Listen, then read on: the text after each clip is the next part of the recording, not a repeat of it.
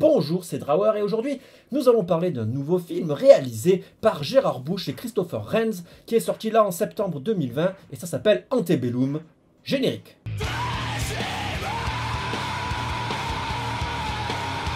Alors avant toute chose, sachez que je ne vous dévoilerai pas tous les tenants et les aboutissants de ce film. Il y aura une petite section spoiler très courte en fin de vidéo pour vous dire ce que j'en pense. Mais si vous n'avez pas vu ce film, ne regardez pas le trailer, la bande-annonce, et ne regardez pas de critiques qui vous dévoileraient trop, parce que ça vous dévoile trop. Moi je vais vous dire vraiment le minimum syndical pour que vous puissiez découvrir ce film comme il faut, avec toutes les clés, sans découvrir les surprises. Donc grosso merdo, ça parle d'une femme noire qui est afro-américaine et qui est esclave pendant la guerre de sécession. C'est tout. C'est terminé. Alors, petit rappel de ce qu'est la guerre de sécession. En fait, c'est une guerre civile américaine qui se déroulait en 1861 jusqu'en 1865, pendant laquelle il y avait deux camps. Il y avait le clan du Nord, représenté par Abraham Lincoln, qui se faisait appeler l'Union, et qui combattait les sudistes, qui étaient appelés les Confédérés, et qui étaient, eux, pro-esclavage, alors que ceux du Nord ne l'étaient pas et voulaient faire abolir l'esclavage. Spoiler sécession, l'esclavage a été aboli, et puis du coup, c'est le Nord qui a gagné. Au casting, nous retrouvons Janelle Monáe, qui est actrice et aussi chanteuse. On aura pu la voir dans l'excellent Moonlight, que je vous conseille. Et donc, c'est l'héroïne principale de ce thriller horrifique. C'est pas vraiment un film d'horreur, il fait pas vraiment peur. Mais en tout cas, on est happé dans l'histoire de celui-ci.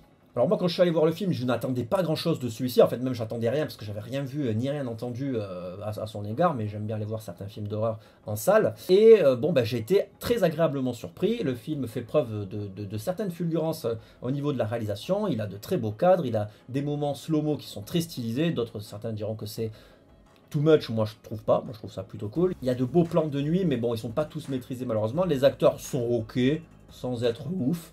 Et puis voilà, donc c'est un bon moment de cinéma qui ouvre en plus sur un plan séquence qui est assez intéressant.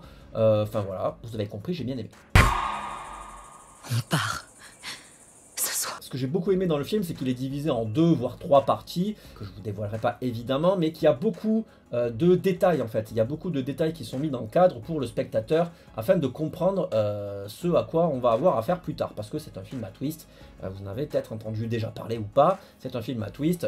Certains pensent à Shyamalan, mais bon, voilà, c'est quand même assez éloigné, bon, enfin, vite fait quoi. C'est ça qui est bien, c'est qu'il y a plein d'indices. Mais par contre, il y a des moments où les réalisateurs nous tiennent la main et nous accompagnent dans la compréhension du film. Alors moi j'ai vu Tenet, donc j'ai pas tout compris à Tenet, attention, mais je suis quand même un spectateur pas débile et j'ai pas envie qu'on me tienne la main en permanence. Il y a des trucs, je comprends quoi. Il y a des moments, il y a des personnages qui s'arrêtent pour nous expliquer, alors là c'est ça, là c'est ça, là c'est ça, ou des textes qui nous expliquent ce qui se passe quoi. Enfin je veux dire, il n'y a pas besoin, enfin, on comprend ce qui se passe, c'est pas, faut pas être un génie pour comprendre ce qui se passe dans le film.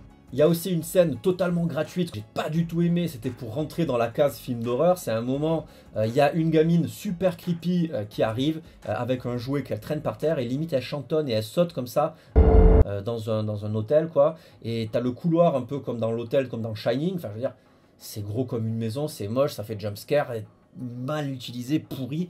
Le film n'a pas cette ambiance à la base et c'est fort dommage. Donc l'héroïne du film est un personnage très intelligent. C'est une femme noire esclave mais qui est très intelligente. Hein. Les deux sont pas incompatibles. Mais on essaye de la faire taire. On essaye de faire taire donc, les gens parce qu'ils sont considérés comme des sous-hommes au niveau de l'esclavage. Mais ils ont des choses à dire évidemment. Et notamment elle qui va se battre. Ok, j'ai une musique de fond. Notamment elle qui va se battre pour la condition féminine et pour la condition des Afro-Américains. Et ils vont pas pouvoir la tenir au silence trop longtemps. On sent qu'elle en a gros. Donc le film a des thèmes assez politiques comme le féminisme et le Black Lives Matter quelque part qui est au cœur de l'actualité. Et aussi il travaille pas mal dessus au niveau de la communication évidemment en mettant que le film est produit par ceux qui ont produit Us et Get Out, donc voilà, donc de Jordan Peele qui a réalisé ces films. Effectivement, il y a un parallèle qui peut être fait entre ces films, c'est que ce sont des films d'afro-horror comme l'appelle Jordan Peele, à savoir des films avec des protagonistes qui sont des afro-américains et qui en plus évoluent dans un contexte où la condition de l'afro-américain est difficile et où il y a quelque chose à revendiquer, évidemment.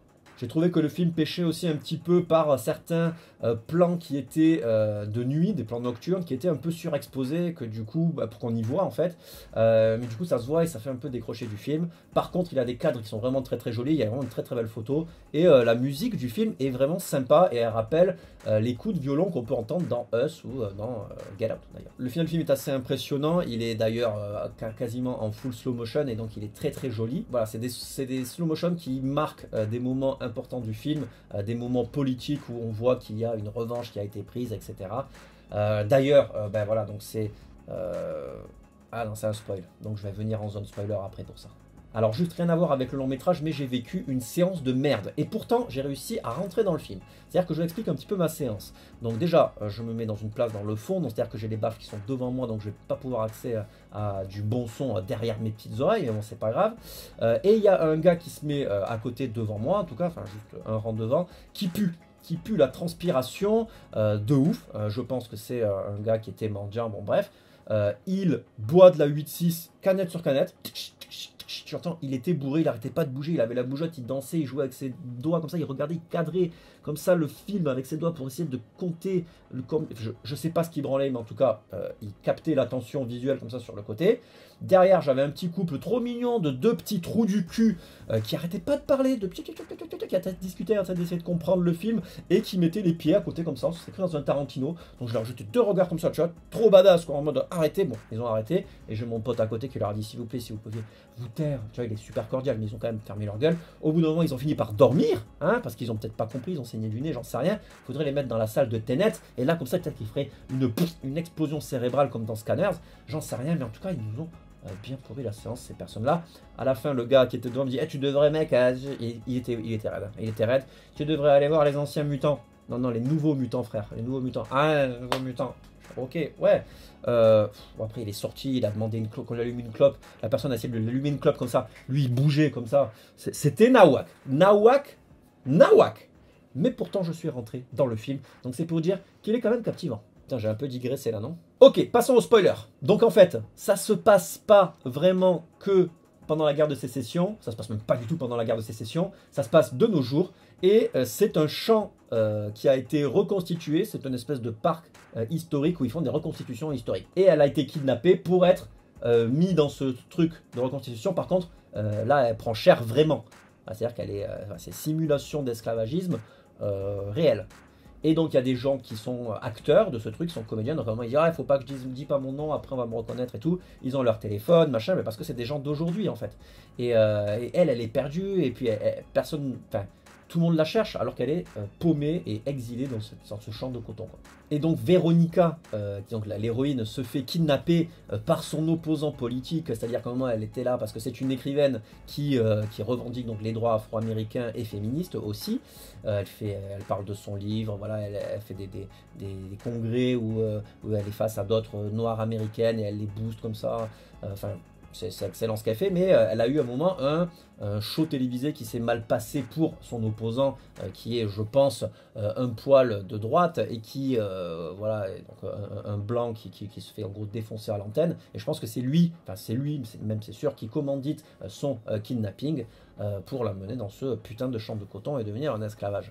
Et être réduit à l'esclavage. Et donc j'avais pas vu venir moi ce twist. Moi je me suis dit c'est cool jusqu'au moment où on la kidnappe. Je fais putain ça y est ils vont l'envoyer là-bas parce que on navigue entre le moment guerre de sécession, le moment moderne et les lieux et tout et on se dit mais putain mais est-ce que c'est du voyage dans le temps? Qui sont ces personnages et tout? Et en fait on se dit mais putain mais c'est excellent. En fait c'est juste qu'elle a été envoyée après et qu'on peut voir des petits indices comme notamment là, à la fin elle fait du cheval et tout. On peut voir un cadre photo d'un cheval. Elle fait de l'équitation en gros dans la vraie vie donc ça l'a aidé. Elle a le dessin de son fils qu'elle a affiché, qu'elle a regravé dans la maison où elle est séquestrée. Et il y a plein de petits détails comme ça qui sont vraiment cool. Par contre, parlons de sa best friend à elle qui est insupportable et je comprends pas. C'est celle qui parle, non, ok, non, toi t'es un beau gosse, toi je peux pas, ah ma chérie, ah, enfin, c'est insupportable. Je comprends pas quel est l'intérêt d'avoir mis un personnage comme ça pour contraster peut-être avec cette femme-là, pour montrer qu'elle a des amis, pour montrer que, je sais pas, j'ai pas trop compris ça. Donc si vous pouvez m'expliquer dans les commentaires l'utilité de ce personnage grandiloquent, je sais pas. En fait, on peut voir que elle se fait draguer par un gars qui est de la communauté, en tout cas, qui est des ravisseurs, en tout cas. mais quel est l'intérêt quoi? Voilà, après l'héroïne se fait livrer un bouquet de fleurs avec du coton dedans, donc évidemment c'est pour montrer les injures raciales et tout, mais j'ai pas compris ce personnage, en tout cas j'ai pas compris non plus pourquoi trop l'intérêt du persécuteur narcissique avec de la meuf un peu mignonne là, qui va dans l'appartement pour lui piquer son rouge à lèvres et tout, machin. Donc j'ai pas trop compris ce move. Et puis bon, à la fin, les gentils gagnent, hein, voilà, les gentils gagnent, et c'est dommage. Moi, je trouve qu'un film d'horreur, c'est bien quand les méchants gagnent. Voilà. Si tout finit mal, je trouve ça ok, c'est ok. Alors je sais que le message que veulent faire passer les réalisateurs sur voilà, le fait, la condition des Noirs, l'esclavage, tout ça, évidemment, on n'a pas envie que ça se reproduise. Mais c'est une fiction, quand même si on parle de trucs qui ont vraiment existé, ça reste une œuvre de fiction, là, en l'occurrence. Et imaginez une fin où elle crève dans le truc et que jamais personne ne la retrouve ou quoi, moi ça me va, parce que il y a aussi un moment où les bourreaux vont dans le fumoir, là, et ils y vont comme des cons, quoi. Enfin, c'est évident que tu vas te faire bloquer dedans et que tu vas cramer avec, quoi. Enfin, je veux dire, au bout d'un moment, faut être futé, quoi. Bon, après, voilà, il y a la suspension de crédulité qui est mise en place pour que le film d'horreur puisse fonctionner, mais quand même, merde! Voilà, c'était mon petit retour sur Antebellum. J'espère que cette vidéo vous a plu. N'hésitez pas à laisser un pouce en l'air, à vous abonner, et on se retrouve très bientôt pour une nouvelle vidéo. Bisous! Merde! Merde!